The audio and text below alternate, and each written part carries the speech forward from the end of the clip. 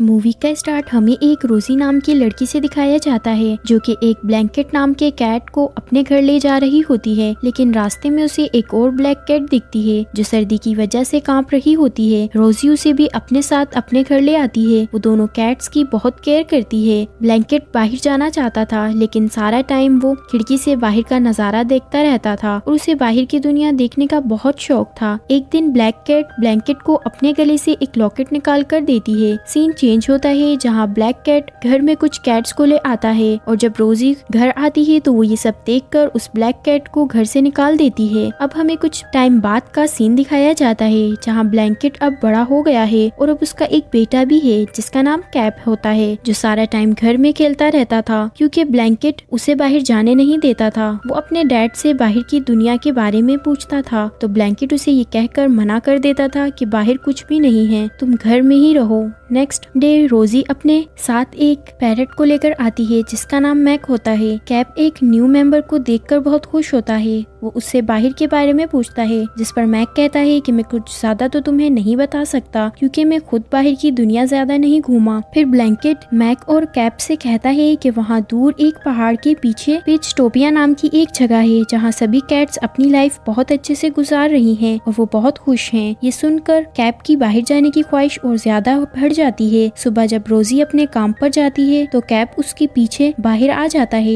लेकिन उसे रोजी देख लेती है और वो कैप को दोबारा रूम में लॉक कर चली जाती है। फिर कैप बिल्डिंग से कूदकर बाहर जाने की कोशिश करता है, लेकिन तभी ब्लैंकेट और मैक वहाँ आकर कैप को बचा लेते हैं और ब्लैंकेट उसे कहता है कि हम वहाँ नहीं जा सकते। कैप कहता है कि हम वहाँ क्यों नहीं जा सकते और आपने तो कभी मुझे ये भी नहीं बताया कि मेरी मॉम कहाँ चली गई, आप मुझे उनके बारे में कुछ क्यों नहीं बताते। तो ब्लैंकेट कहता है कि तुम्हारी मॉम पिचटोपिया में है जहाँ हम नहीं जा सकते, लेकिन कैप कहाँ समझने वाला था। वो वहाँ से निकलने के लिए एक फ्लाइंग गैजेट तैयार करता है और उस पर बैठकर वो बिल्डिंग से बाहर आ जाता है। ब्लैंकेट भी अपनी बेटी के लिए फिक्रमंद होता है और वो भी मैक की मदद से बिल्डिंग से बाहर आ जाता है और कैप को फॉलो करने लगता है, लेकिन कैप उनकी नजर से दूर हो जाता है और वो एक पार्क में पहुंच जाता है। दूसरी ही तरफ मैक एक लड़की के पास कैप की पिक देखता है जो उसने कैप के लैंड करते वक्त क्लिक की थी। वो ब्लैंकेट से कहता है कि तुम परेशान ना हो, मुझे मालूम है कि वो कहाँ है। फिर वो दोनों उस कार को फॉलो करते हैं जिसमें वो लड़की होती है। अब हमें कैप को दिखाया जाता है जो कि एक ऐसे पार्क में आ जाता है जहाँ हर तरफ ग्लास के स्टैचू होते हैं। तभी वहाँ का मालिक कैप को अपने कैमरे में देखता है और उसके गले में वो लॉकेट देखकर बहुत हैरान हो जाता है। तभी वहाँ कुछ वेपन्स आ जाते हैं और एक ब्लैक कैट कैप को वहाँ से बचाकर ले जाता है। फिर हम वहाँ के ओनर को देखते हैं जो वेपन्स को और अपने आदमियों को कैप और उसके लॉकेट को लाने के लिए कहता है क्योंकि वो लॉकेट उसके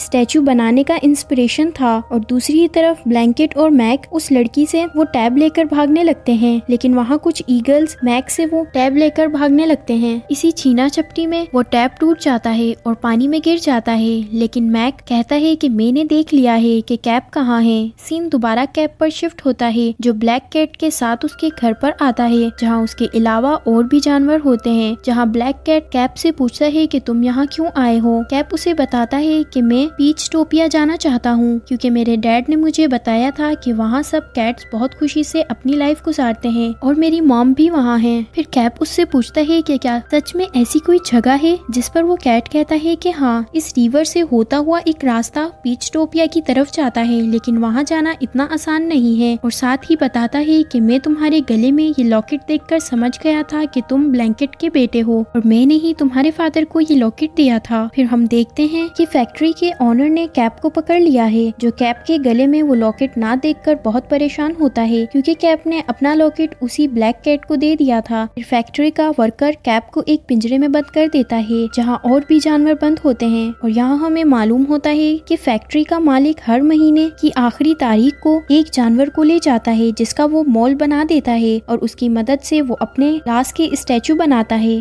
और आज महीने का लास्ट दिन है। सीन ब्लैंकेट और ब्लैक कैट पर शिफ्ट होता है जहाँ ब्लैंकेट ब्लैक कैट को देखकर काफी इमोशनल हो जाता है और उसे वहीं कैप का लॉकेट भी मिलता है। वो फौरन कैप को बचाने के लिए फैक्ट्री की तरफ जाता है, पर फैन से लगे तार से उसे शॉक लग जाता है और वो वहीं बेहोश हो जाता है। दूसरी ही तरफ हम फैक्ट्री के मालिक को देखते हैं जो बहुत गुस्से में होता है और कहता है कि आज सारे जानवरों को एक एक करके मॉल बना दिया जाए, आज वो बहुत सारे स्टैचू बनाएगा। ये बोलकर वो वहाँ से चला जाता है। दूसरी ही तरफ ब्लैंकेट उस ब्लैक कैट को बताता है कि जब कैप बहुत छोटा था तो उसकी वाइफ खिड़की से गिरकर मर गई थी और उसने कैप से झूठ बोल दिया कि उसकी मॉम पिचटोपिया में ही है। और वो कहता है कि मुझे ऐसा नहीं करना चाहिए था। मैक उससे कहती है कि वो कैप का पता कर कर आती है और वो उड़ती हुई कैप के पिंजरे के पास पहुंच जाती है और कैप से कहती है कि हम तुम्हें यहाँ से बचा कर ले जाएंगे। फिर वो ब्लैंकेट को जाकर बताती है कि कैसे उन्होंने कैप को पिंजरे में बंद कर कर रखा है। तभी वहाँ रैपन्स घर की तलाशी लेने के लिए आते हैं। ब्लैंकेट और मैक उनसे छुप जाते हैं और रैपन्स उस ब्लैक कैट से कहता है कि अगर तुम वो लॉकेट हमें दे दो तो हम तुम्हें यहाँ से जाने देंगे।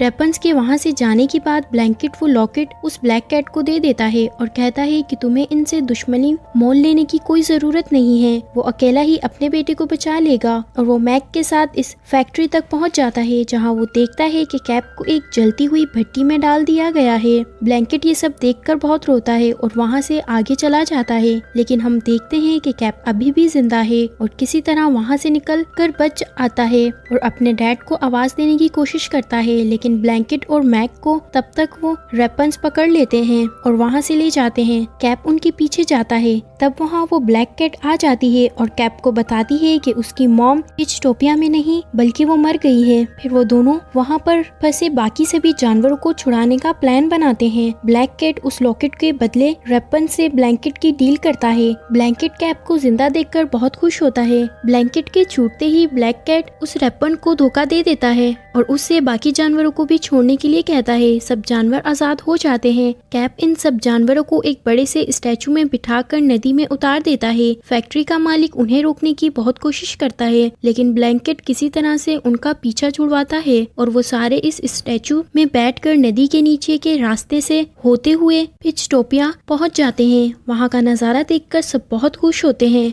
वहाँ उन्हें और भी बहुत से कैट्स मिलते हैं जिनके साथ कैप बहुत खेलता है। फिर रात होती है और कैप भी समझ जाता है कि यहाँ उसका कोई अपना नहीं है जिनके साथ वो रह सकता है। अगले दिन ब्लैंकेट कैप से कहता है कि वो वापस अपने घर जा रहा है क्योंकि वही उसका असली घर है। वो कैप को दुनिया घूमने का कहकर खुद मैक के साथ वापस चला जाता है और ब्लैक कैट और रैपन्स वहीं रहने का डिसाइड करते हैं और इसी के साथ हमारी मूवी का एंड होता है। अगर आपको हमारी एक्सप्लेनेशन अच्छी लगी हो तो अभी हमारे चैनल को सब्सक्राइब करें और बेल आइकन के बटन को भी दबा दें ताकि हमारी हर नई आने वाली वीडियो आपको सबसे पहले मिले। शुक्रिया।